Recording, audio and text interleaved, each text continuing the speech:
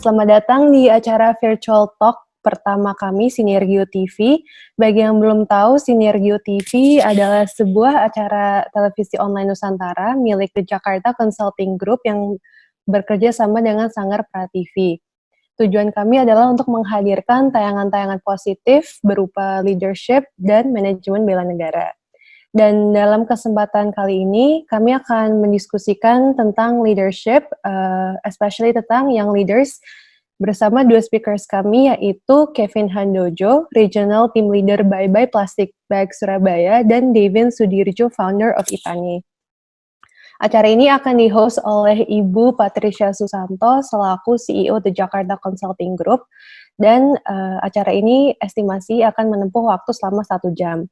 Para hadirin diperbolehkan untuk menanyakan questions di kolom chat, dan nanti akan di-answer ketika acara sudah akan berlangsung selesai. Acara ini akan berlangsung secara bilingual dalam bahasa English dan bahasa Indonesia, dan kita juga live on YouTube. Sekali lagi terima kasih atas participation-nya, dan I hope that you have an insightful time. Ibu Patricia, silahkan. Thank you, Ingrid, for the introductions. And again, welcome to the first Young Leaders Talk for Sinergio TV. Again, thank you to our speaker, Davyn Sudirjo and Kevin Handoyo. Can you turn on your camera so we can see you? Okay, hi, thank you. Hi, guys. Hi, everyone. Hello. Thank you for giving us your afternoon ini untuk Sinergio TV. So for the participants that have not known who is Kevin Handoyo or Davyn Sudirjo, you can go to Sinergio Instagram. We have a profile of them. Kevin is the team leader for Bye Plastic Surabaya. I'll give you time to tell the audience what do you do and what's the mission of the Bye Plastic Surabaya. As well, the same thing as for Davyn Sudirjo. Very impressive CV. I'm very at awe actually with two of you. I wish my kids will be like two of you. It's very inspiring actually. Thank you. To have another session talking with your parents how to make great kids like you guys. So kudos to them. And Davyn, you start for Honor Study about 3 years ago, and you're only 19 years old now. So I started itani in 2016 officially. But the backstory behind itani itself itu sejak 2013. So it's been a really long journey. So but you start itani in 2013. How old are you? So 2013 was when I got the inspiration for itani. So I didn't actually start itani sampai tahun 2016, tapi waktu tahun 2013 my parents actually sent me to this church mission trip ke sebuah desa terpencil di Nusa Tenggara Timur. Di sana, my role was to be an assistant teacher and an assistant nurse juga buat open clinic. And yeah, so I interacted a lot with the kids, like 5-6-year-old kids. And I learned that these kids itu, walaupun they're very, very poor and their financial situation itu sebenarnya parah banget, tapi mereka punya impian yang sangat besar dan impian yang sangat mulia. Jadi dari that experience sebenarnya sih to help these kids to achieve their dreams, itu dimana saya mendapat inspirasi untuk memulai yang namanya itani, karena saya ingin mensejahterakan orang tua dari anak-anak ini supaya anak-anak ini bisa mencapai impian mereka, dan orang tuanya kebetulan kebanyakan petani. So that's the inspiration behind itani. Oh, that's such a great inspiration. Thank you, Davyn. Nanti I'll give you time to discuss more about itani. Yeah, we'll move on to Kevin first. Maybe Kevin, you can start it off with what is the mission and why would you like to join Bye Plastic Surabaya?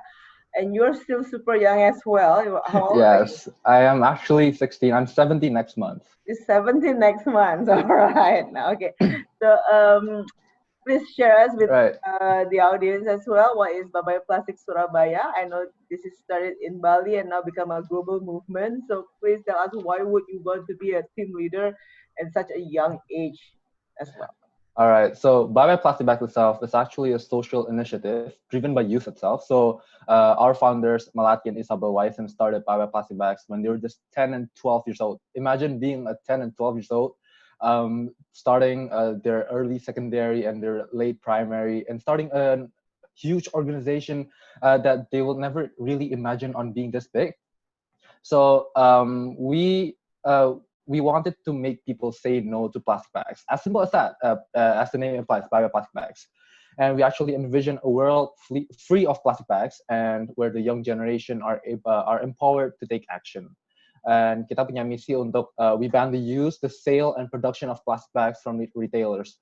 Jadi dengan tiga itu, we kind of keep on focusing on that, and kita selalu melakukan advokasi. We also spread awareness to young people to basically, make people shift their mindset on single-use plastic bags into reusable bags or something like cardboard boxes. And for Bioplastic Bags Surabaya itself, we just launched our team last May. So our team's actually very new. It's been like 4 months. And our team is fully comprised of youths ages 15 to 21 who has the same vision and spirit in creating greener Surabaya. So if you were to ask why do I really want to start a branch of Bioplastic Bags at this young age, because simply put, I am a citizen of the future, and if I don't shape this world as how I want to be in the future, then I think that will be a greater issue for me. So yeah, it's better to start early than to kind of drag it out. Okay, all right. Thank you, Kevin. Now I'll turn to Davyn. Davyn, can you share us about Itani and what do you do in Itani and what's the process of purchasing from Itani as well? Boleh promosi kok di sini. Yeah. Bisa product placement ya. Bisa product placement di sini. Yeah, so essentially Itani is so when I first started Itani, I wanted to make it like, like an online store di mana petani. Jadi kayak in the beginning I wanted to make it kayak seperti Tokopedia gitu. So the farmers can upload their products and then people can just buy, and it's a really fast and easy transaction. But then there were several problems there. So I mean the key idea of Itani is to reduce the supply chain. And right now the main problem is that when farmers produce fruits and vegetables, there's these people called the middlemen. Jadi dari petani ke konsumen itu they go through like 5 to 8 different middlemen, and then the price itu markupnya tuh bisa sampai 70%. And what happens there is that the farmers basically don't get anything. So they get a really, really low revenue compared to what people actually pay, the end consumer actually pays for them. So I wanted to find a way in order to bypass this whole thing. So I tried to create a mobile application in 2016, which didn't work out because number one, farmers, they don't know how to use technology, because most of the farmers in Indonesia right now are in the older generation. So I think a big majority are actually over 50 years old. And, like I want to, I also want to raise awareness to the fact that, maksudnya jadi petani itu nggak harus miskin, because that's like the reason why nggak ada anak muda yang mau jadi petani adalah karena kalau jadi petani itu mereka berpikirannya tuh kalau gue jadi petani pasti langsung jadi orang miskin. And I wanna like abolish that stigma, and yeah, jadi the mobile application didn't work. And then so what I did was I created a platform integrated to supermarkets directly. Jadi sekarang supermarket seperti Indomart, Alfamart, Lotte, Ranch Market, Farmers Market, you name it, yang di Jakarta itu mereka semua udah punya produk kita nih. And kita kenapa melalui rute wholesale is because melalui wholesale bisa masuk ongkos logisticsnya, because logistics, as you know, is very expensive, right? If you send 5 kilograms of, say, watermelon from a village to Jakarta, and from a village in central Java to Jakarta, then the logistics cost just doesn't make sense, because you have to use a truck, and then the capacity of the truck is maybe 5 tons, and then you're only like sending maybe like 50 kilos max, and it doesn't make sense. That's why we took the wholesale route, which meant that it's a larger purchase orders and more cost efficient method. Jadi sekarang itu kita memang prosesnya mainly wholesale. Kita sekarang juga lagi buka yang B2C in the Jabodetabek area only. Jadi lewat Tokopedia bisa, bisa lewat our Instagram or WhatsApp. And then, yeah, we're also currently building a fintech arm as well for Itani. And he's still relatively under wraps, but yeah, we're really excited about where it's gonna go.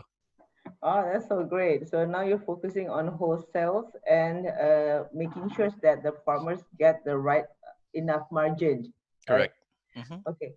Any inspirations that you want to share, like why you want to do that? Tadi David already mentioned that you want to make Itani because jangan sampai nanti anak-anaknya tidak punya uang untuk sekolah, you mensejahterakan orang tuanya kan. Yep. Nah, as a leader in this thing, David, I mean, like working with petani is always hard in communication, in making sure that they have a standardized product, the quality will be the same. Now, Correct. how do you communicate with them, and what type of approach you use to get them to be excited to join the Itani? I think the so we've actually had problems with this as well. Soalnya kan when I first started off, itu kan beneran keliling dari desa ke desa, and then we host like seminars gitu sama para petani. And the thing is, these farmers don't understand what technology is, and then mereka nggak ngerti gimana caranya mereka bisa dapat additional income and so on and so forth.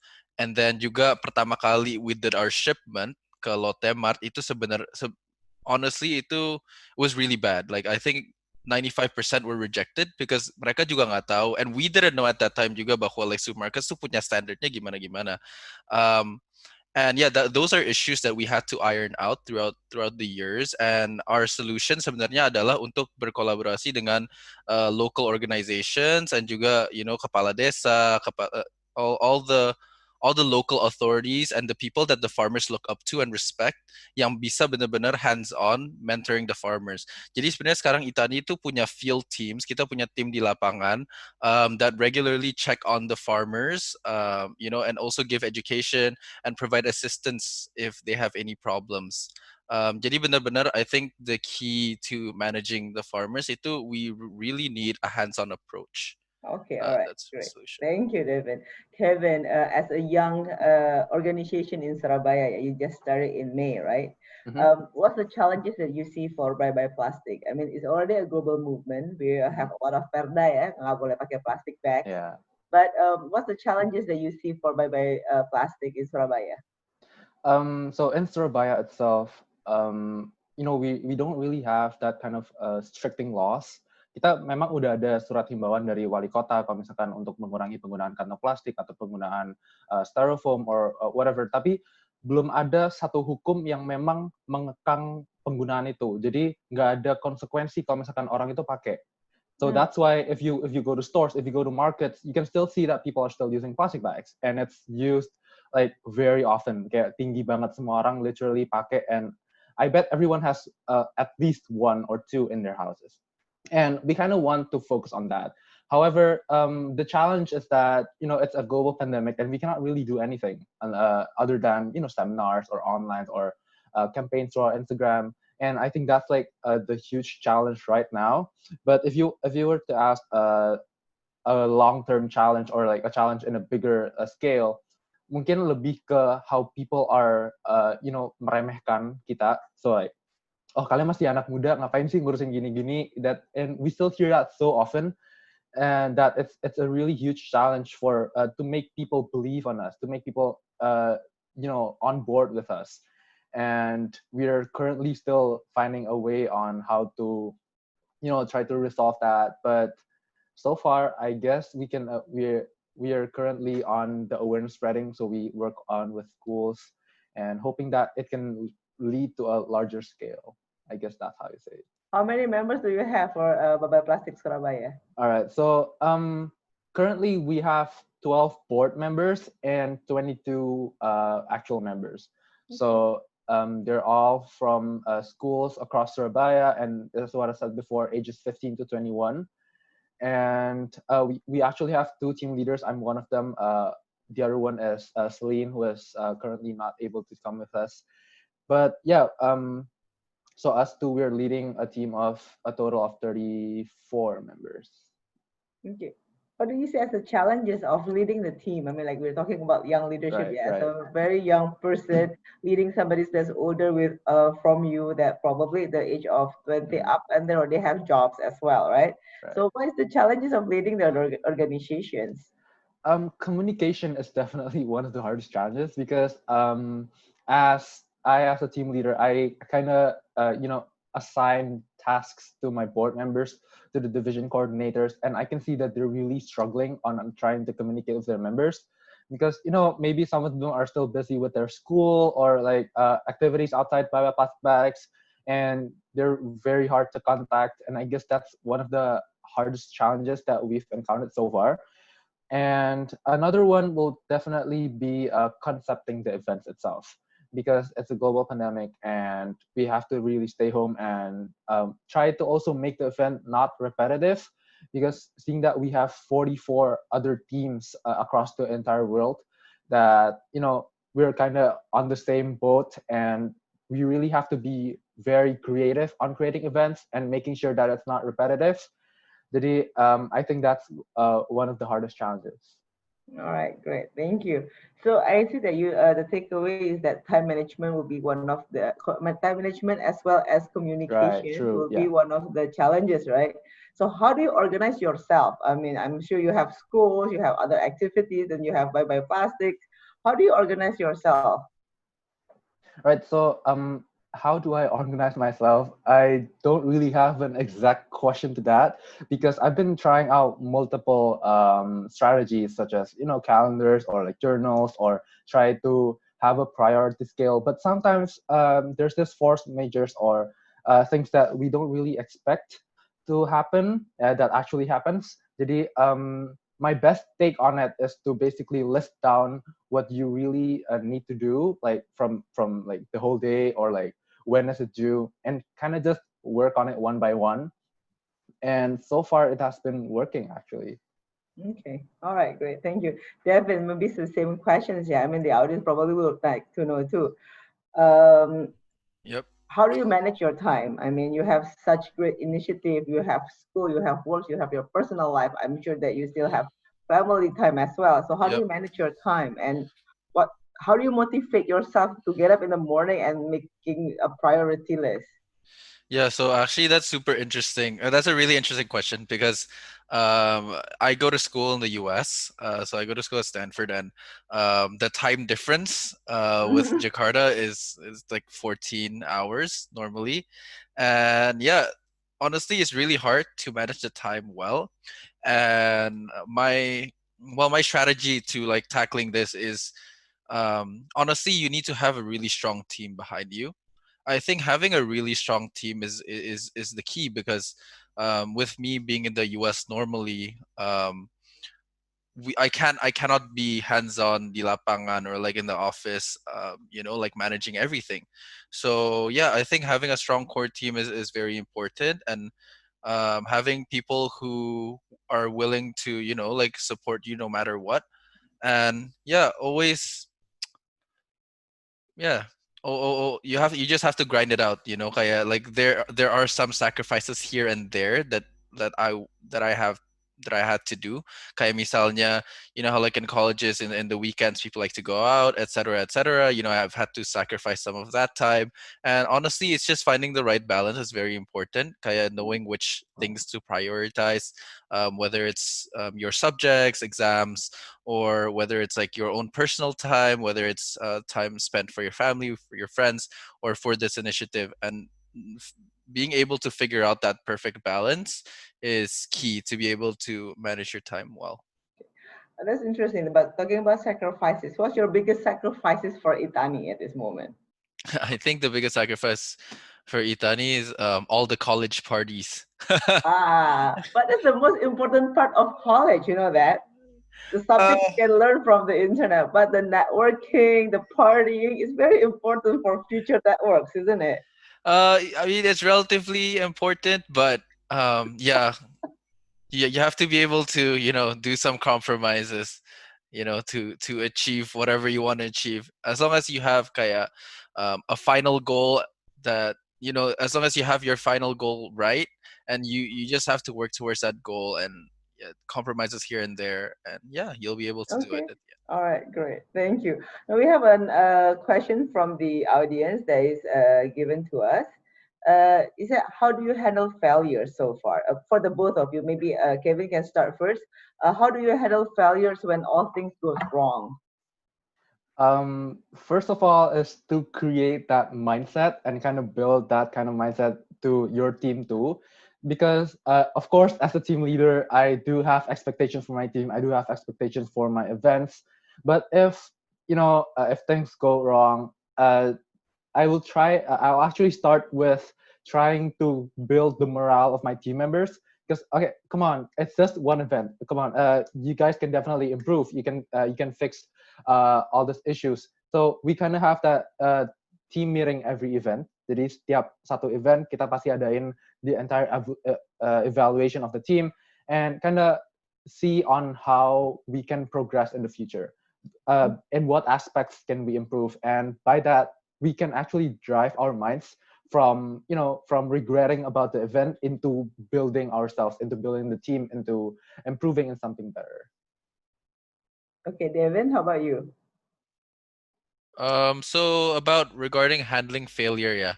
I think what's very important is to know that failure it's all a part of the process. Kaya just imagine like you're trying to climb this ladder, right? And at the top of that ladder is your goal and whatever you want to achieve. Just imagine that failure is one of the steps there.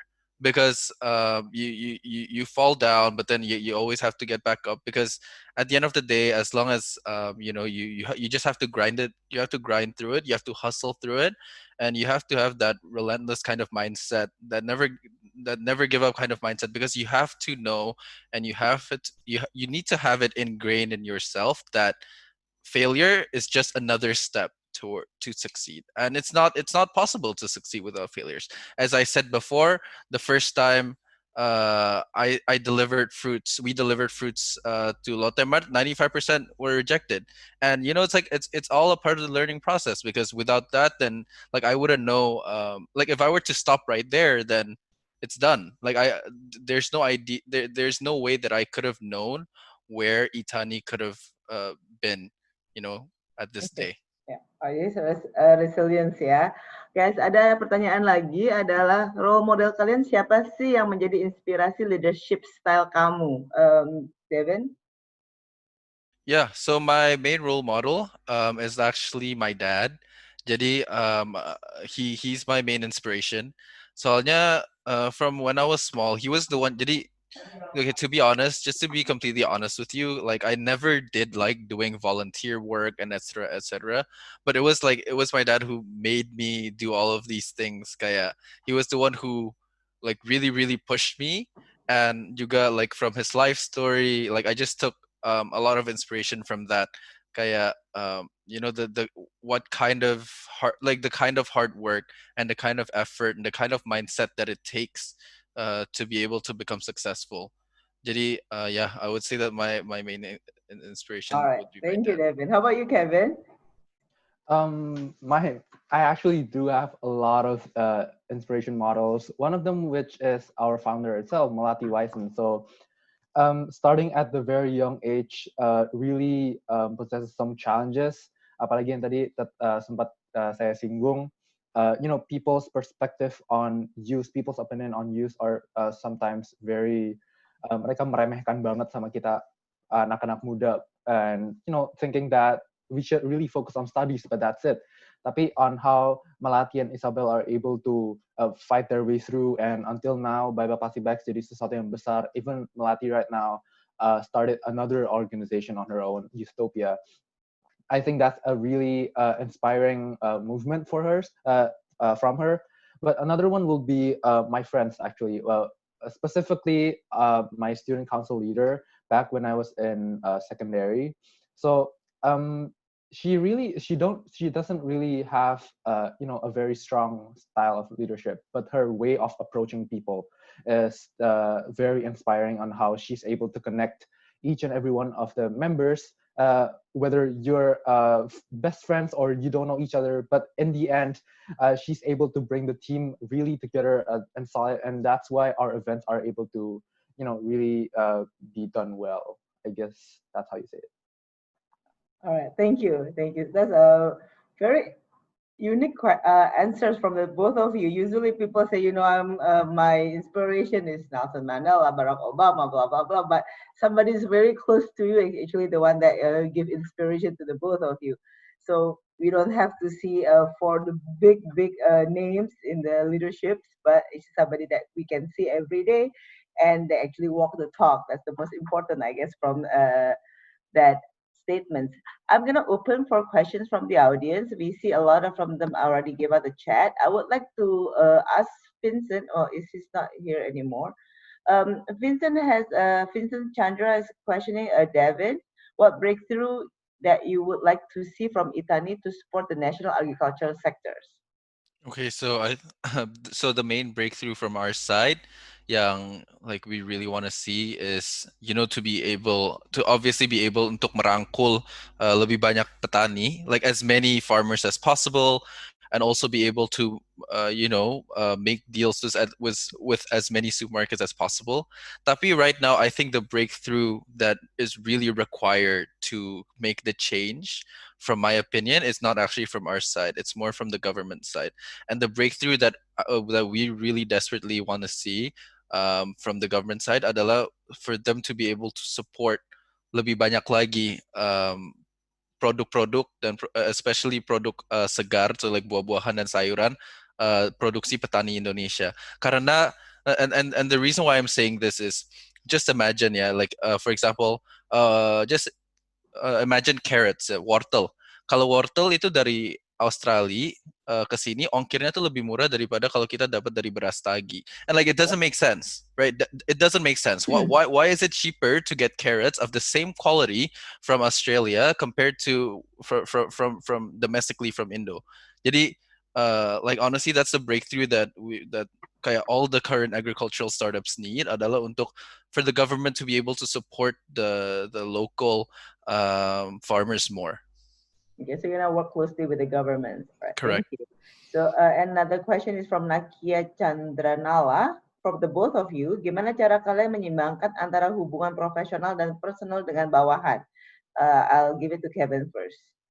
This is actually a very interesting question, and a lot of people actually ask to me, like, how do you balance, those professional and non-professional issues? Actually, my team members are actually a friend of mine. Like, a lot of them are, my classmates, people from the same school or the same group of people in my church or something.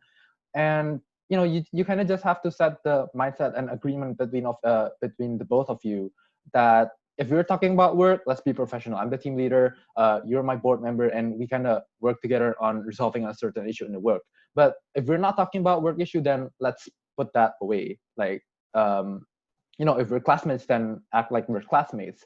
If we're church friends, then act like we're church friends.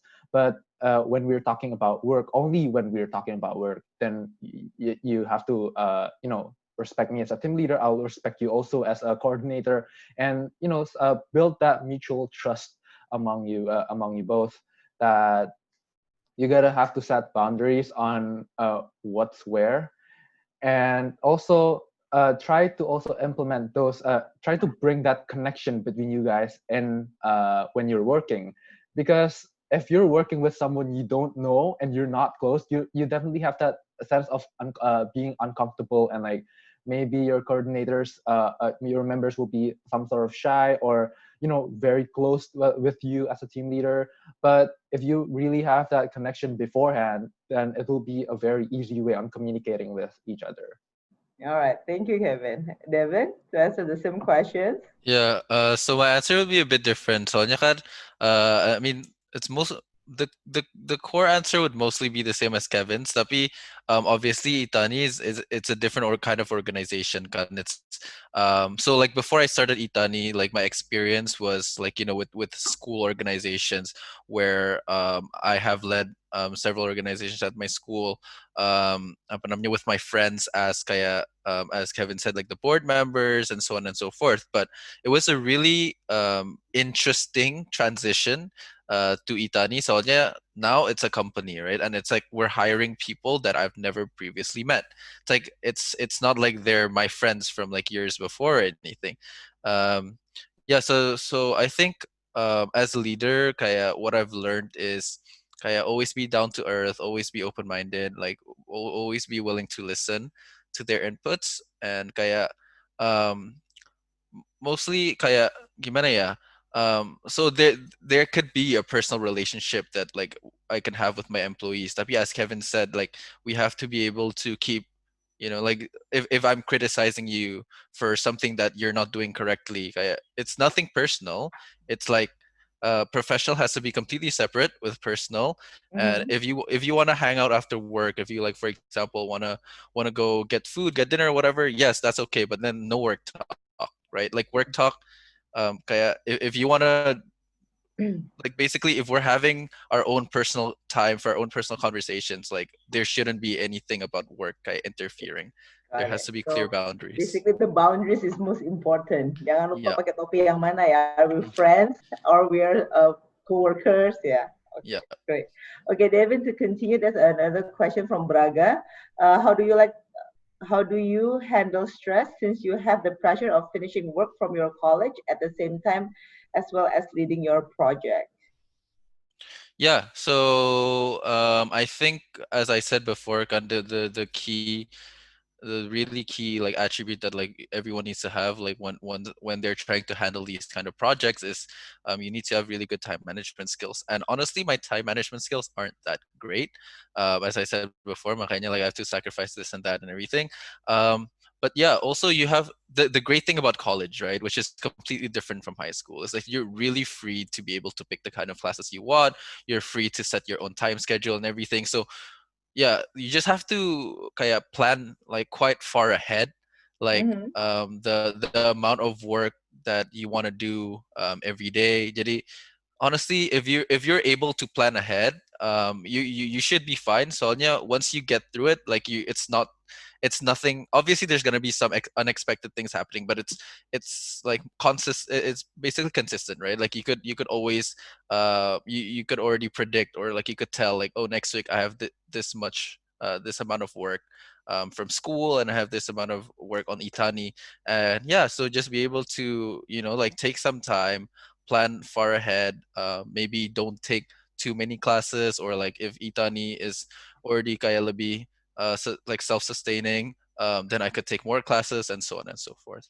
All right, thank you. Another question dari Afifah Sembiring for Davyn regarding Ithani as well is with an increasing disaster caused by the climate change, i.e. the Australian bushfire, some may argue that the global food crisis become an increasingly pressing issues. Do you think that the younger generation are convinced that the agriculture is the future for Indonesia? And how could we convince more young people to support Indonesian agriculture? It's Yeah. a great question, actually, this one.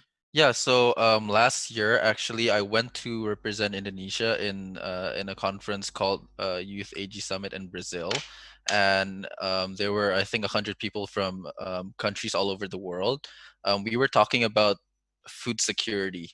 Jadi how do we achieve zero hunger? And it's so interesting because what I saw from the perspective of other people is that yeah, agriculture and like being able to like to be able to like, sustainable agriculture is the future of this world, kan? Because with like climate change and everything happening, we need to be able to somehow achieve food security. And it's a goal that a lot of countries already have, but somehow I still don't see it to be a priority yet in Indo.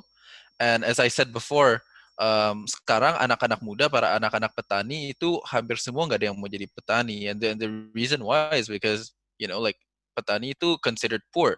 Like I could just give a very good example here. Jadi sometimes tuh petani kan harus declare omset ke pemerintah, the ones yang omsetnya udah gede. And I know this farmer yang omsetnya tuh 7M in that particular year. And then the government told him to declare himself as a businessman and not a farmer. Because and why? Like I never understood, because like his work is farming. Kenapa dia harus declare himself as a businessman? It's just, I feel it's just prolonging and strengthening the stigma that kayak farmers itu nggak boleh kaya. And honestly, I think it's not fair because the farmers are the main food producers of the country. And so I believe that there has to be an increased awareness among the young people that if you're a farmer, you can still have a good, happy life, with a good quality of life, good standards of living, and you don't have to be poor. And this is a mindset change that we need to instill in the young generation. All right, great. Thank you, Davyn. Another questions from Kevina Nurayani Yusuf. To the both of you, bagaimana caranya mengembang suatu ide agar konsisten hingga terrealisasi dengan baik? I'll give it to Kevin first. Go ahead, Kevin. All right. Well, this question is actually very interesting because there isn't really a perfect idea or a perfect concept for a certain event. Pasti ada kekurangannya, pasti ada, there's this possibility of backlash that you're gonna receive. Tapi bagaimana cara mengembangkan suatu ide itself is really be open to any opinions from anyone. Kalau misalkan you're really open to the chance of your members or other people outside their organization and speaking, pouring out their opinions about a certain idea, then I think there will be a significant improvement of the idea itself or the concept. And kalau misalkan bagaimana cara merealisasikan itu dengan baik, to basically to have it all planned out as specific as possible. Kalau misalkan eventnya tentang spreading awareness, caranya gimana, kita siapa, lalu hostnya siapa, and kapan, di mana, targetnya siapa, apa saja yang mau dipresentasikan, is to really have that specificity supaya ide itu bisa konsisten and bisa terrealisasi dengan baik. Okay, thank you, Kevin. Davyn, the same questions. I think that you already mentioned that you have a lot of challenges, especially dealing with the government. So how do you make sure that you can be consistent sampai terrealisasi dengan baik ini? Yeah, so I think kalau, for example, you have an idea or a new initiative kan, like obviously kayak Itani as a startup, kita kan ada banyak juga competitorsnya in the same sector. And we always have to continue to innovate and create new initiative. And honestly, like when we're trying to develop a new idea, the first thing that you always have to do is market research. Kaya, I mean, it doesn't actually have to apply. I mean, it doesn't only apply to startups. It could apply to any organization you're doing. Kaya, just doing a quick survey among whoever your target customers are, like if it's like your friends at school or just potential customers and so on and so forth. Do market research, find out what they really want, find out if it's really a pain point, and stuff like that. And then after that, I'm just talking purely from a statistics point of view, because I really believe in creating data-driven decisions. Jadi, and then the next step would obviously be, like doing some data analysis and then some A/B testing and see, from the data that you obtain, which one suits better for your target market and stuff like that. And then after that, you just have to keep refining it further and further, in order to, kaya in order to remove any to make it super airtight, to make the plan super airtight, meaning that kaya there are no ways to get around it, there are no loopholes, and make sure that there's no better plan, and then you have to execute it. And the execution is the hard part, because ini kan memang, as you said in the question, it has to be very consistent kan, and you just have to put in a consistent amount of effort. You have to make sure that you're passionate about whatever you're doing, because when you're passionate about something, when you like what you're doing, then you're gonna be able to see it through. Okay, all right, thank you, Davyn. Last question for Kevin.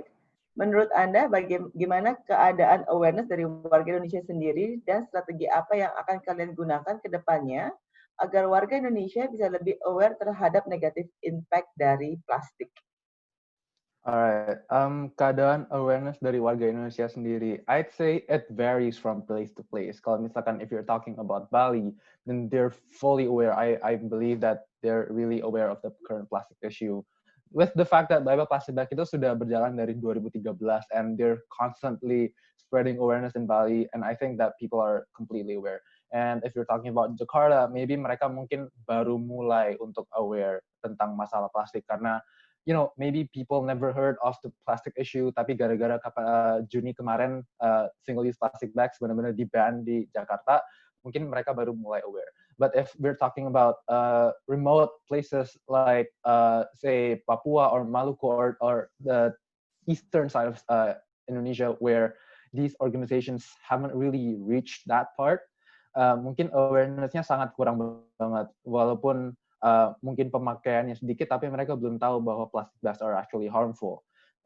Tapi if we're talking about locally Surabaya, I'd say it's a 50-50 balance. Ada yang aware, ada yang enggak. But those people that are aware, masih ada some sort of bandwagoning to people that are not aware. Jadi they're aware that plastic bags are actually harmful, tapi mereka ya udahlah sekali aja nggak apa-apa lah, satu juga nggak apa-apa. And those kind of mindset are really very destroying. And that actually goes into our strategy on what we're going to do in the future. Kita sekarang lagi kerjasama sama 7 sekolah di Surabaya. Jadi we want to really start from the bottom, from the roots of Surabaya, the youth itself. Jadi murid-murid SMP, SMA, SD, kita pengen mengajarkan dulu ke mereka bahwa plastik itu harmful, dan kita juga berusaha bekerja sama dengan sekolahnya untuk try to implement that kind of mindset into the curriculum. Kalau plastic bags are actually harmful, that plastic has a negative impact to the environment. Dengan kita mulai start the mindset, karena anak-anak muda itu kan paling mudah untuk belajar suatu hal yang baru, paling mudah untuk try to engrave it in their minds. Sebenarnya, like my kids remind me all the time if I use plastic, she will be the one that yelling at me. So I think that's good. That's a good strategy to start. Bener banget. So by starting with young people and try to engrave it in their minds, kalau benar-benar mereka itu they have this mindset yang bakal ke bawah sampai besar bahwa plastic has a negative impact to the environment, period. Itu bakal bisa ke-spread ke environment di sekitarnya loh. Kayak they can start from their families can start with their, maybe orang tuanya bisa share ke colleagues-nya. And itu impact-nya bakal besar banget if we start from the young people. So that's why Bye Bye Plastic Bag itu sebenarnya a youth organization. Soalnya with that kind of mindset, with that kind of process, that our goal is really able to achieve. All right, thank you. Thank you to the both of you. I will just ask one last question as a closing statement. What do you see that you can do to inspire the young generations, younger than you, which means from the younger age? What do you want them to do as to start to become new leaders in the futures? Go ahead, Davyn. Sorry, can you repeat the question one more time? What do I want the younger generation to do? What do you want to live with the younger generation? How do you want to motivate the younger generation to be the next leader? I see. Well, I think I'm a strong believer in leading by example. Jadi I believe that by setting the right example, possibly being the potential role model for these kids, I think it's very important to me. For them to be able to, not necessarily follow in my footsteps, because, you don't want them to be doing the same thing. I mean, I believe that the younger generation could do even bigger and better things than what I'm doing right now. Okay, they have the potential, essentially, I just want to leave them with like the final, some final key advice. I would say, just find the thing that you're truly passionate about. Find the thing that you truly like, and among it's like finding a needle in a haystack, right? It's not easy. And like, for example, for me, it took me harus dikirim ke sebuah dusun terpencil yang like in an experience that I didn't actually enjoy, to be able to like get this like epiphany, get this inspiration. And honestly, my advice would be just try to like immerse yourself in so many different types of experiences. Try to experience so many as many things as possible, because you'll never know it, tapi one day you'll find that one thing that like really motivates you, that really makes you passionate. and yeah, and then you'll be able to do something about it. Okay, thank you, Davyn. Kevin, final thoughts? Right. I actually do agree with Devin that we have to really lead by example and try to immerse yourself with so many different experiences that you may or may not imagined.